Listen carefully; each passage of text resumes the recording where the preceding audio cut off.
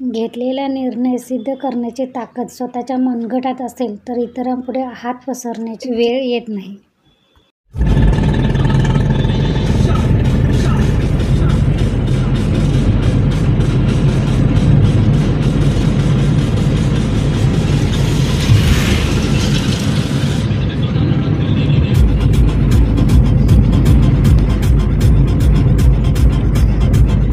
नमस्कार, मी प्रतिभा तुम्हाला सर्वांचं स्वागत करते आपल्या चॅनलवर, ज्याचं नाव आहे ब्लॉगर परी.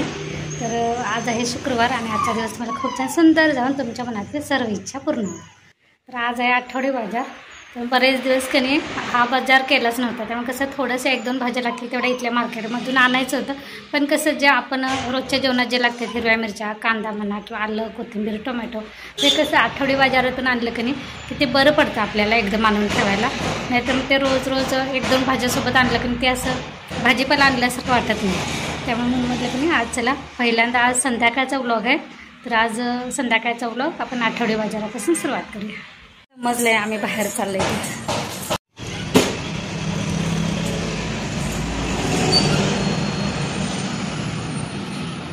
आज घेतला नसतं पेट्रोल. काय पेट्रोल कधी रे आपल्या मागच्या आठवड्यात विकत घेतला होता.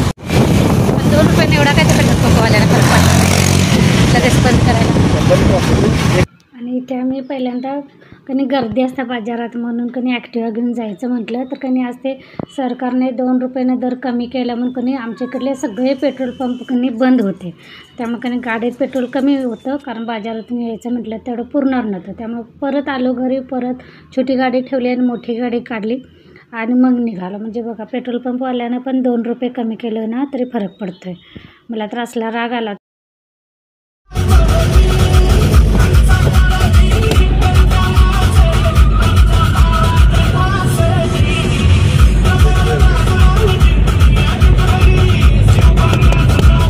कारण कधी पेट्रोल पंप बंद असल्यामुळे पेट्रोलच्या नादात कधी 2 पेट्रोल पंप आम्ही फिरलो.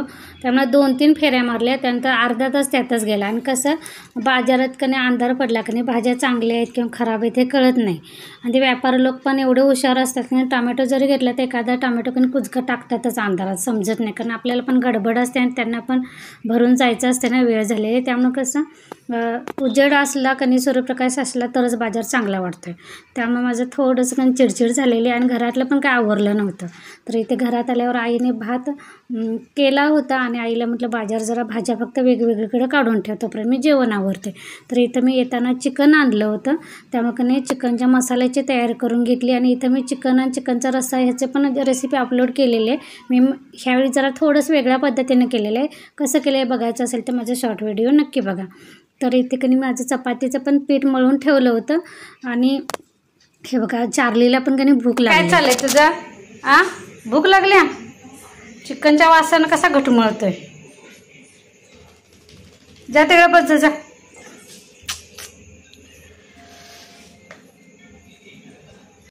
कारण 9:45 वाजायला आले होते जेवण आवरता म्हणून म्हटलं आता चपाती करून घ्यायची, चार्लीला पण घालायचं. कारण त्याला भूक लागली की नाही असं पाय अजिबात सोडत नाही. कारण वेळ झालेला आहे ना, त्याला दुपारी घातलेलं 4ला, त्यानंतर त्याला घातलं नव्हतं. तर इथे मी घड्याळात बघत होते सारखे की किती वाजले ते. कारण आल्यानंतर डायरेक्ट किचनमध्ये गेल्यामुळे मी घड्याळाकडे बघितलंच नव्हतं. तर इथे मी शिळं दूध वगैरे होतं ते थोडीशी साय राहिलेली ते काढून ठेवली. आणि अजून ताजं दूध पण गरम करायचं म्हटलं. अगोदर जेवण हे बाकीचं आवरायचं आणि मग ते ताजं दूध गरम करायला ठेवायचं. आणि थोडंसं कधी भाजीपाला वगैरे घेतानाच मला शूट करायची इच्छा होती. ह्यांना म्हटलेलं पण थोडंसं जरासं फोन चालू करा, तर ह्यांना आमच्या आवडत नाही. त्यामुळे मलाच ओरडले, म्हणजे डोक्यावर पडलीस का एवढ्या सगळ्यांच्या समोर शूट करायला. त्यामुळे कधी मी काय त्यातलं घेतलं नाही. तरी पण येतानाच मी थोडंसं माझ्या फोनवर सेल्फी टाईप कधी थोडंसं केलंच. अंग चुकून जातात कुठं. त्यानंतर घरात आलो, त्यानंतर हे घरचंच डायरेक्ट आवरायला चालू केलेलं आहे. तर आता शेवटच्या चपाती करते. अजून भांडी पण पडलेली आहेत बेसिनमध्ये.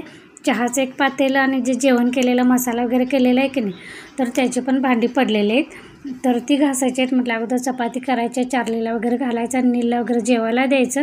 आणि भाज्या पण आईनं वेगवेगळ्या काढून ठेवलेले आहेत, ते त्या डब्यामध्ये घालून फ्रीजमध्ये ठेवून द्यायचं. आई आल्यामुळे एवढं की किरकोळ कामं तर माझी ना तेवढी वेळ वाचतो. नाहीतर मग आता भाजी वगैरे वेगवेगळ्या काढून ठेवायला पण तास जातो आहे सगळं ठेवायला. मग परत माझा तास इथून पुढचा तास माझा वाया गेला असता, पण तो वाचला. तरी बघा भांडी एवढी पडलेली आहेत, त्यावर ते पहिल्यांदा ना चार्लीला घालून घेते. आणि मग त्यानंतर भांडी आवरायला सुरुवात करते. घरात अजून एक माणूस सोबतीला असलं की नाही किती बरं पडतं ना, ह्याचं उदाहरण आहे. तर चला ओटा पण थोडासा धुवून घेतलेला आहे, कारण चपातीचं पीठ वगैरे पडलं आणि तसंच ठेवलं की नाही ते नंतर चिकट होते आणि ते ओट्यावर की नाही डाग पडल्यासारखं होतात. आणि इथं माझी शिळी चपाती सकाळच्या 2 शिल्लक होत्या. मी ते की नाही तव्यावर बारीक गॅसवर असं कुरकुरीत करायला ठेवलेलं. कोणाकोणाला आवडते, मला शिळी भाकरी शिळी चपाती म्हणजे जाम आवडते असं, आणि असं कुरकुरीत बारीक गॅसवर करायचं, जे करून करून खाताना की नाही चांगलं लागते. तर मी पण एकदा नक्की करून बघा. शिळी चपाती किंवा भाकरी राहिलेली की नाही तव्यात असं गरम करून घ्यायचं. तर यासोबतच आजचा व्लॉग पण इथेच बंद करते. पुन्हा भेटू नवीन व्लॉगमध्ये. तोपर्यंत तुम्हा सर्वांना मनापासून धन्यवाद.